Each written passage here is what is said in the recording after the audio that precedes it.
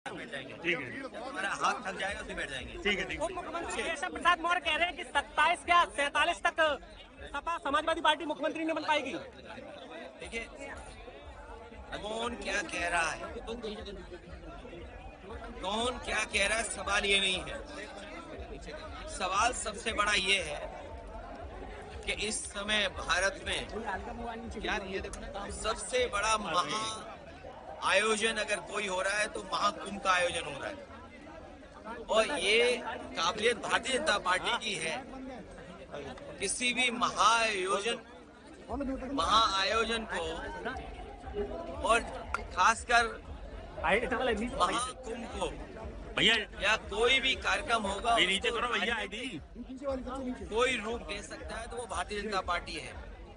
Bharatiya Janata party अरे भाई किसी भी महाआयोजन को पॉलिटिकल लाभ कैसे लेना है, चाहे वो कल्चरल कार्यक्रम हो, चाहे कोई और ट्रेडिशनल फंक्शंस हो, और ये जो धार्मिक कार्यक्रम हो रहा है जिसका पूरे देश में प्रचार किया गया, महाकुंभ, भारतीय जनता पार्टी ने ऐसा प्रचार किया है कि पहले कभी कुंभ नहीं होता था। जब से भारतीय जनता पार्टी आई है तभी से कुंभ हो रहा है। और जिस सरकार ने ये कहा हो कि हम 100 करोड़ लोगों का इंतजाम, 100 करोड़ श्रद्धालुओं का, 100 करोड़ साधु संत से लेकर के जो धर्म को समझना और जानना चाहते हैं उनके लिए हम इंतजाम और व्यवस्था करेंगे। लेकिन जो सबसे बड़ा, जिस दिन स्नान होता है उसी दिन सरकार की पोल खुल गई। हर दिन हम सुनते हैं कि इतने लोगों ने स्नान किया, इतने लोगों ने डुबकी लगाई, और गिनती बढ़ती चली जा रही है। जो गिनती हम लोग समझ रहे हैं वो आज के बाद शायद 65 या 70 करोड़ लोग तक पहुंच गए होंगे। ये सरकार जानबूझ करके गिनती कम बता रही है, क्योंकि 60-70 करोड़ के इंतजाम की अगर कभी स्टडी होगी, मैनेजमेंट कैसे किया, उस आयोजन को कैसे किया, अगर उसकी स्टडी होगी तो इनकी पोल खुल जाएगी। और फिर ये जो डबल इंजन कहते थे कि हम डबल इंजन की सरकार हैं, दिल्ली के हादसे के बाद, दिल्ली की घटना के बाद ये डबल इंजन नहीं, डबल ब्लंडर की सरकार बन गई है। सोचो कितने लोगों की जान गई। और सुनने में ये भी आया कि जो पत्रकार साथी अस्पताल में जाना चाहते थे उन्हें फौज से रोक दिया गया, कोई पत्रकार अंदर नहीं जा सकता है। यही याद कीजिए आप, जब पहले दिन भगदड़ हुई थी उस दिन भी पत्रकार साथियों को किसी को नहीं जाने दिया अंदर, जानकारी नहीं लेने दी। जो कहते थे महाकुंभ उनका डिजिटल है, जो ये कहते थे महाकुंभ में हम ड्रोन रखेंगे व्यवस्था के लिए, बताइए जिन्हें गिनती 50 करोड़ 60 करोड़ की गिनती आती है वो ये डिजिट, ये आंकड़े नहीं बता पा रहे हैं कि कितने लोगों की जान गई है। वो सूची भी अभी तक नहीं आई है कि वो नाम क्या थे, किस जगह के रहने वाले थे। खोया पाया केंद्र भी खो गया है। बड़ी संख्या में लोग अपने परिवार के सदस्यों को ढूंढ रहे हैं। इसलिए भारतीय जनता पार्टी को कभी ऐसे स्तरों पर राजनीतिक रूप से काम नहीं करना चाहिए। उन्हें एक जिम्मेदारी के साथ एक परिवार के सदस्य की तरह काम करना चाहिए, क्योंकि किसी के पिता खोए हैं, किसी का बेटा खोया है, किसी के परिवार के और सदस्य उन्होंने खोए हैं। इसलिए परिवार की तरह व्यवहार होना चाहिए, उनको राजनीतिक व्यवहार नहीं होना चाहिए। ये जो महाकुंभ का आयोजन हुआ है इससे ज्यादा व्यवस्था खराब नहीं हो सकती थी। आज भी ट्रैफिक जाम है, लोग प्रयागराज के जा नहीं पा रहे हैं, कहाँ जाएं। कई मौकों पर हाउस अरेस्ट रहे हैं। बहुत सारे बुजुर्ग अभी भी इस पुण्य आयोजन में या पुण्य महा आयोजन में जो महाकुंभ का कार्यक्रम उसमें शामिल नहीं हो पाए, स्नान नहीं ले पाए। इसलिए हमारा सरकार से निवेदन है कि आयोजन महाकुंभ की और तारीख बढ़ाई जाए, जिससे हमारे बुजुर्ग लोग भी स्नान कर सकें। और हमारे बहुत सारे इटावा के पत्रकार भी अभी स्नान नहीं कर पाए हैं, इन्हें भी मौका मिल जाए। लालू यादव ने कहा है महाकुंभ को लेकर कि ये सब फालतू है। नहीं, महाकुंभ पहली बार आया है। कुंभ तो हमारे पुराने इतिहास के पन्नों में लिखा है, और कुंभ का आयोजन सम्राट हर्षवर्धन करते थे, कन्नौज के राजा, और 75 दिन होता था। 75 दिन तक ये चलता था। और जब सम्राट हर्षवर्धन जाते थे कुंभ में तो सभी धर्मों के लोगों को बुलाते थे, सभी धर्म के लोग वहां आते थे, कुंभ के आयोजन में शामिल होते थे और दान होता था, स्नान होता था। इस सरकार ने क्या दान दिया पता ही नहीं। दिल्ली की सरकार क्या दान दे रही है कुछ पता नहीं। हम तो मांग करेंगे कि अकबर का किला जो बिल्कुल संगम नोज पर है, वहां पर जो बट वृक्ष है या हम उसको बोलते हैं जो वृक्ष है जिसकी पूजा करते हैं, और सरस्वती नदी भी वहीं से निकलती है, तो कम से कम वो जो अकबर का किला है वो उत्तर प्रदेश सरकार को दान में दे दिया जाए, क्योंकि दिल्ली वाले सब स्नान कर चुके हैं।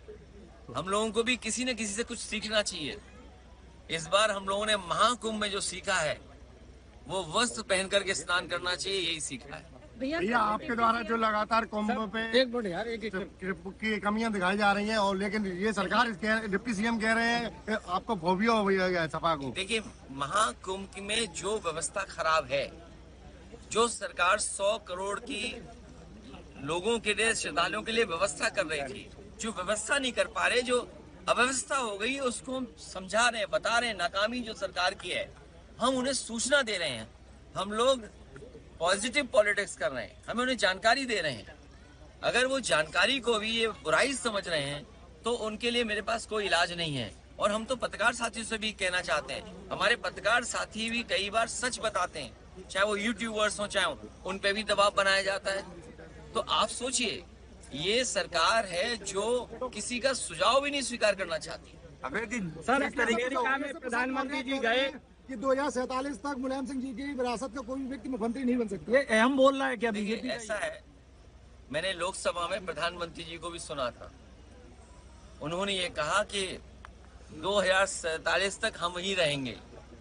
और जो महाकुंभ में इंटरव्यू दिया जा रहा था, कुछ साधु संतों ने कहा था कि प्रधानमंत्री कौन होगा, और कई साधु संतों ने ये भी कहा था कि किसी कुंभ में ये फैसला हुआ था कौन प्रधानमंत्री होगा। तो ये जो 2047 की जो लड़ाई है वो आप समझ नहीं पा रहे हो। आपको ये भी पता होगा कि भारतीय जनता पार्टी ने 75 साल के बाद रिटायरमेंट की बात की थी, तो लखनऊ वालों को पता है कि कौन रिटायर होने जा रहा है। भैया दिल्ली रेलवे, इसलिए अपनी अपनी व्यवस्था में लगे हुए लोग हैं, और जो एक नाम बार बार आप ले रहे हो वो जीरो है, जीरो। भैया दिल्ली रेलवे स्टेशन पे जो आज सुबह भगदड़ हुई जिसमें कई लोगों की मौत हुई, उस पर क्या कहना चाहिए? मैंने पहले भी कहा, दुखद घटना है। ये इंतजाम सरकार को देखना चाहिए था। और दिल्ली जैसी राजधानी में नाकामी होना, जो लोग ये कहते हैं कि हम $5 ट्रिलियन की इकोनॉमी बनाने जा रहे हैं, विकसित भारत बनाने जा रहे हैं, तीसरी अर्थव्यवस्था बन जाएंगे हम और विश्व गुरु बन जाएंगे, क्या यही परिभाषा है कि आप प्लेटफॉर्म पर हमारे जो गरीब लोग हैं उनको सुरक्षित नहीं रह सकते, उनका एक्सीडेंट हो जाए, जान चली जाए? जिन लोगों की जान गई है, चाहे महाकुंभ में गई हो, जहां भगदड़ में, या अन्य कारण से जान गई हो, जो लोग रास्ते में अपनी परिवार के सदस्यों की जान जिनकी गई है, या एक्सीडेंट की वजह से जान गई, या रेलवे में गई है, दोनों सरकारों को मिलकर के जो मुआवजा देने की बात कहेगी तो वो मुआवजा देना चाहिए, उनकी मदद करनी चाहिए। मैं मांग करता हूं कि उनके परिवारों को 50-50 लाख रुपए की मदद सरकार को करना चाहिए, मुआवजा देना चाहिए। और मुआवजा, क्योंकि धार्मिक कार्यक्रम में सब लोग गए थे, बड़ी श्रद्धा के साथ गए थे, और आपने कार्ड दे करके बुलाया था। कभी भी कुंभ के आयोजन में कार्ड नहीं दिया जाता था, किसी को बुलावा नहीं दिया जाता था, लोग स्वयं जाते थे। और फिर सबसे बड़ी बात है, ये भारतीय जनता पार्टी वाले इतने ज्ञानी हैं, महाज्ञानी हैं, कि हर चीज जो बोल देते हैं वो प्रूव करते हैं। 144 साल का जो गिनती है वो हमें नहीं समझ में आ रही है। और हमें ही नहीं, बहुत सारे साथी ऐसे हैं जो एस्ट्रोनॉमी को जानते हैं, एस्ट्रोनॉट्स हैं या साइंटिस्ट हैं, वो शायद 144 का सच ठीक बता सकते हैं। केंद्र सरकार ने सर बजट पेश किया है, किसान गरीब मजदूर के लिए कुछ नहीं, केवल कर्जा किसान के हिस्से में आ रहा है। सर क्या कहोगे? कर्जा नहीं आ रहा है, किसान का कर्जा बढ़ा दिया है। 5 लाख किसान पहले कम कर्जा लेता था, अब ज्यादा कर्जा ले ले। पहले कम फांसी लगाता था, अब ज्यादा फांसी लगा ले। पीडीए को किस तरीके से चला रहे हैं?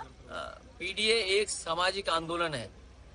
पीडीए समाज के तमाम वो लोग जो बहुत पीछे रह गए, राजनीति में भी और समाज के तमाम पायदानों पे उनको सम्मान देने के लिए पीडीए का आंदोलन दिखाई दे रहा है। एक सबसे बड़ी बात कांग्रेस के प्रदेश अध्यक्ष इटावा आए थे, उन्होंने कहा, हम लोगों ने जब पूछा गठबंधन को लेकर आपने अलग किया दिल्ली में, तो वो कह रहे थे हमारी वोट प्रतिशत बढ़ा है दिल्ली में, हम अकेले लड़ेंगे, हम आगे तैयारी। देखिए, कौन अकेले लड़ेगा कौन साथ लड़ेगा, इंडिया गठबंधन रहेगा नंबर 1। और कांग्रेस पार्टी के लिए तो बहुत ही इमोशनल जगह यहाँ है। किसी जमाने में आपको पता होगा एओ ह्यूम ने ही कांग्रेस की स्थापना की थी। वो कांग्रेस जिसने आजादी की लड़ी थी 1857। एओ ह्यूम कैसे भाग के गए वो कहानी में नहीं जाना चाहता हूँ। यहाँ पर इटावा में तमाम वो बिल्डिंगें, उनका घर, तहसील, आपका कोतवाली या स्कूल उन्हीं के अक्षरों से बना हुआ है, ह्यूम के अक्षरों से बना है।